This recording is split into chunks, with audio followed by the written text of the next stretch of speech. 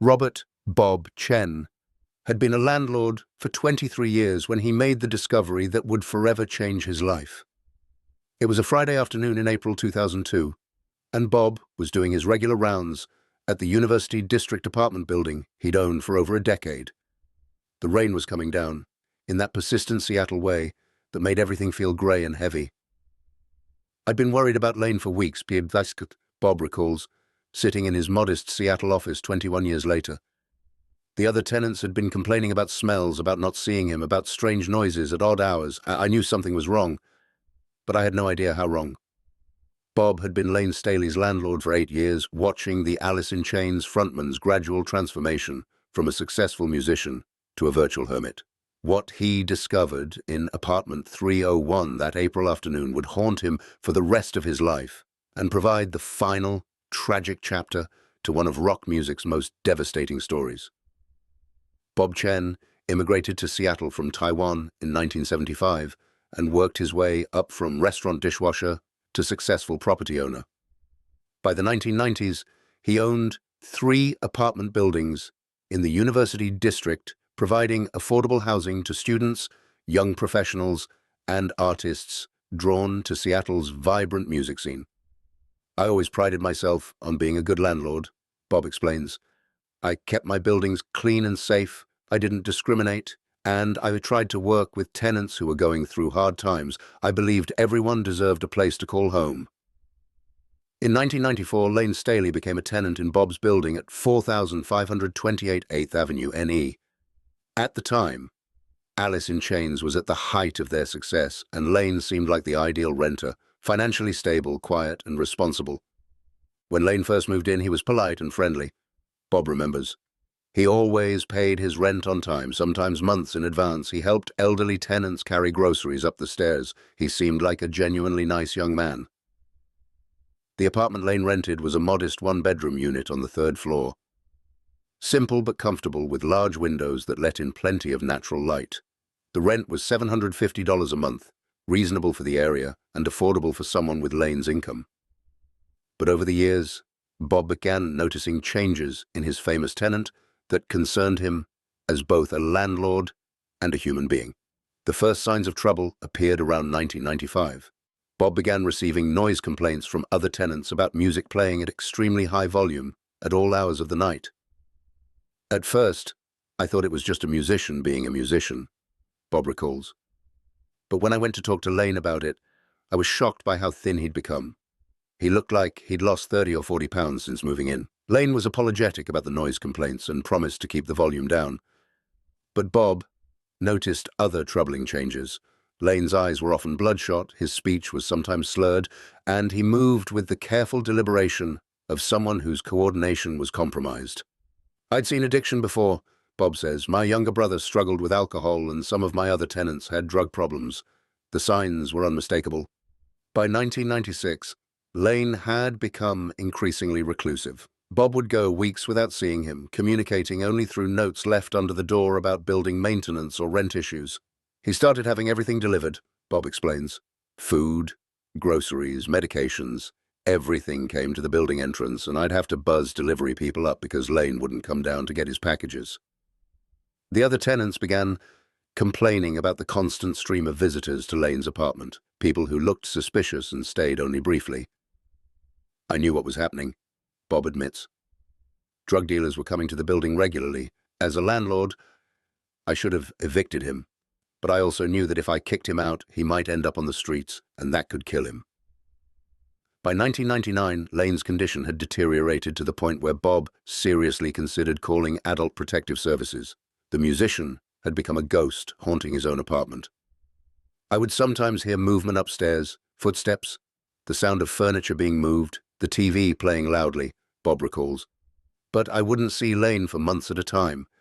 When I did encounter him, usually when I needed to do building maintenance, he looked increasingly skeletal and paranoid." Bob estimated that Layne's weight had dropped to around 100 pounds by this time. His long blonde hair had become thin and greasy. His teeth were visibly deteriorating, and his skin had taken on an unhealthy grayish pallor. He would answer his door wearing sunglasses, even in the middle of winter, Bob remembers. He'd speak in whispers, like he was afraid someone was listening. It was heartbreaking to see what he'd become. The building's other tenants were becoming increasingly uncomfortable with Layne's presence. The constant stream of suspicious visitors, combined with strange smells and sounds coming from his apartment, created an atmosphere of tension and fear. I had families with children living in the building, Bob explains. They were scared, and they had a right to feel safe in their homes, but I also felt responsible for Layne.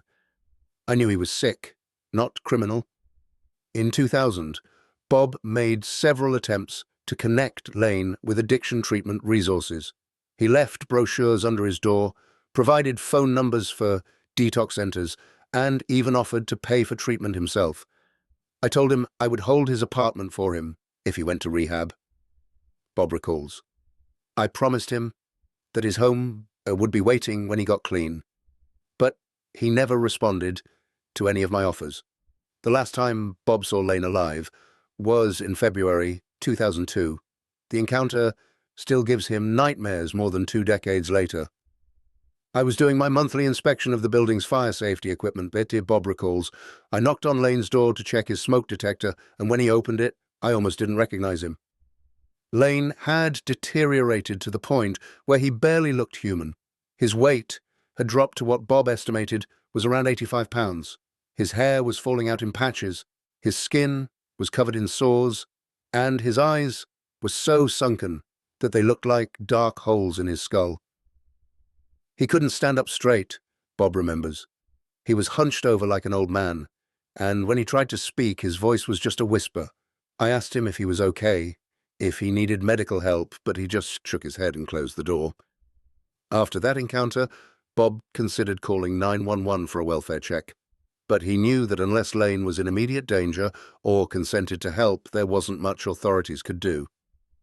I should have been more aggressive about getting him help, Bob says, the guilt still evident in his voice, but I was afraid that if I pushed too hard, he would just disappear entirely, and at least I knew he had a roof over his head. In March 2002, the complaints from other tenants intensified. They reported increasingly foul odors coming from Layne's apartment, sounds of someone falling or furniture crashing, and long periods of complete silence. Ms. Patterson, who lived in the apartment below Layne's, came to me crying, Bob recalls. She said she hadn't heard any movement upstairs in over a week and the smell was getting worse. She was terrified something terrible had happened. On April 19th, 2002, Bob received a call from Mrs. Patterson that would force him to confront the situation he'd been dreading for years. She was hysterical, Bob remembers. She said the smell from upstairs was so bad she couldn't stay in her apartment anymore, and she was demanding that I do something immediately. Bob had been avoiding Layne's apartment for weeks, hoping the situation would somehow resolve itself, but he knew he could no longer ignore what was happening on the 3rd floor of his building. I called Layne's phone number first, Bob explains. I let it ring and ring, but there was no answer. Then I went to his door and knocked, shouted his name, even banged with my fist. Nothing. Bob used his master key to enter the apartment. Nothing could have prepared him for what he found inside. The smell hit me before I even got the door fully open, Bob recalls, his voice dropping to barely above a whisper. It was the smell of death, sweet and sickening and overwhelming. I knew immediately that Layne was gone. The apartment was in a state of complete chaos. Garbage was piled everywhere, dirty dishes covered every surface, and the windows were covered with heavy blankets that blocked out all natural light. The air was stifling and thick with the stench of decay. I called out his name one more time, hoping maybe he was just unconscious or in a coma, Bob says, but deep down I knew I was about to find a body. Bob found Layne's remains on the bathroom floor, positioned in front of a speedball, a mixture of heroin and cocaine. The advanced state of decomposition suggested he had been dead for approximately 2 weeks. I've never seen anything like it before or since, Bob says, shuddering at the memory. He was sitting against the bathtub with a needle still in his arm. The look on his face, it wasn't peaceful like people sometimes say about overdose victims. He looked terrified. Bob immediately called 911, then stumbled out of the apartment and vomited in the hallway.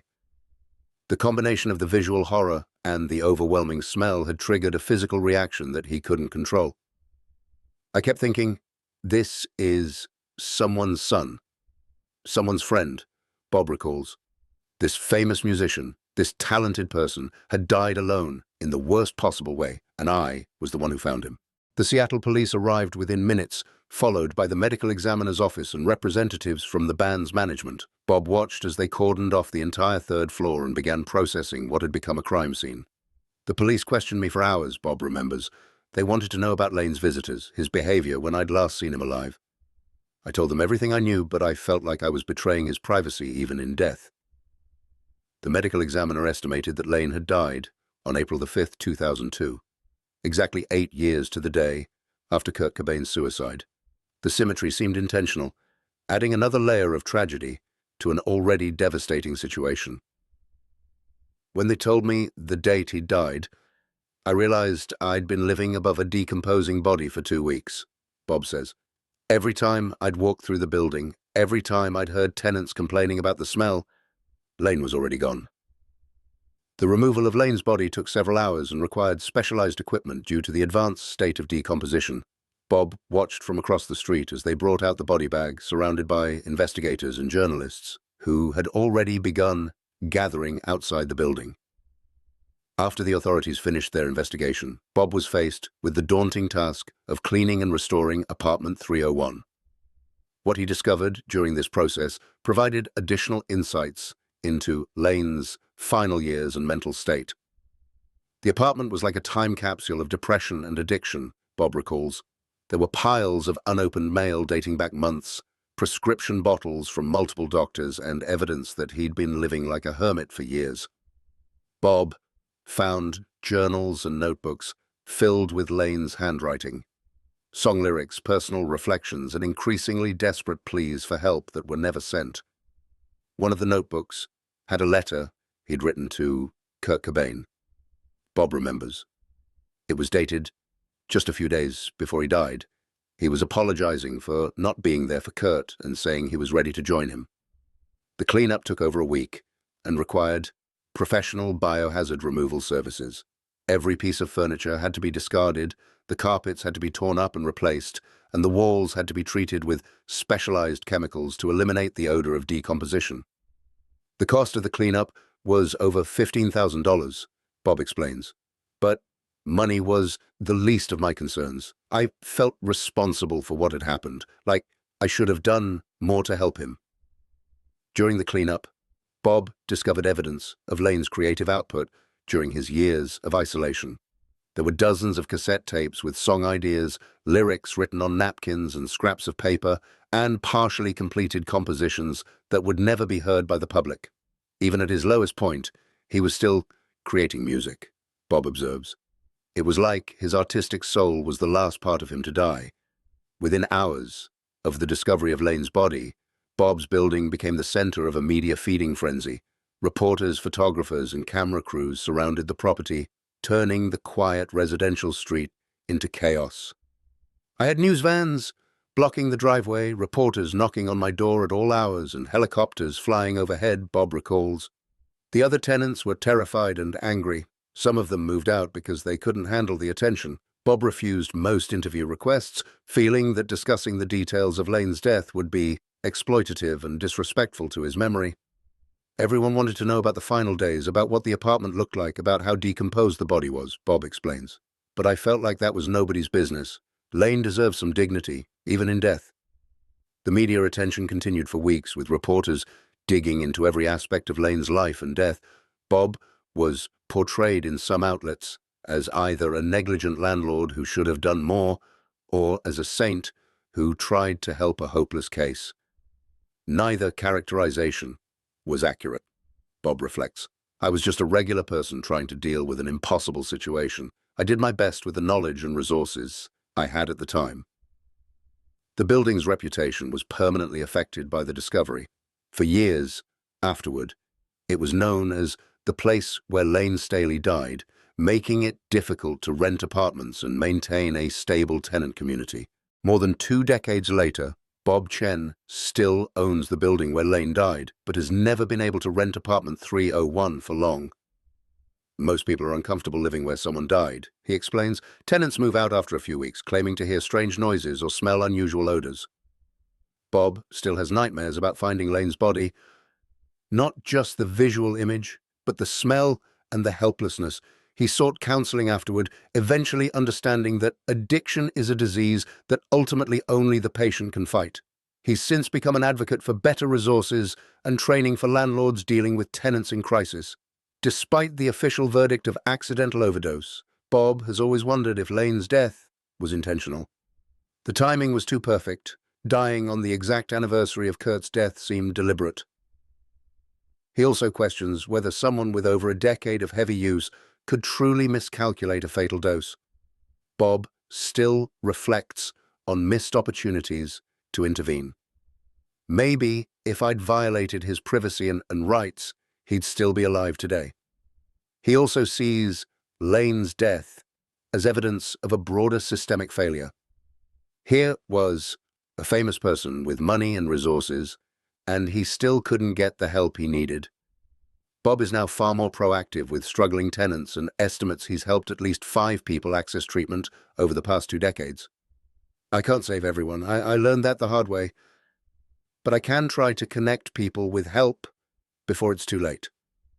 The building has become an unofficial pilgrimage site, with fans regularly leaving flowers and memorabilia. Layne was clearly loved by a lot of people, and they deserve a place to remember him. Today, at 73, Bob's experience influenced his approach to tenant relations. He's more proactive about checking on struggling tenants, connecting several with treatment resources. Over 2 decades, the building became an unofficial pilgrimage site for fans leaving flowers and memorabilia. I don't mind fans coming by. Layne was loved by many, and they deserve a place to remember him.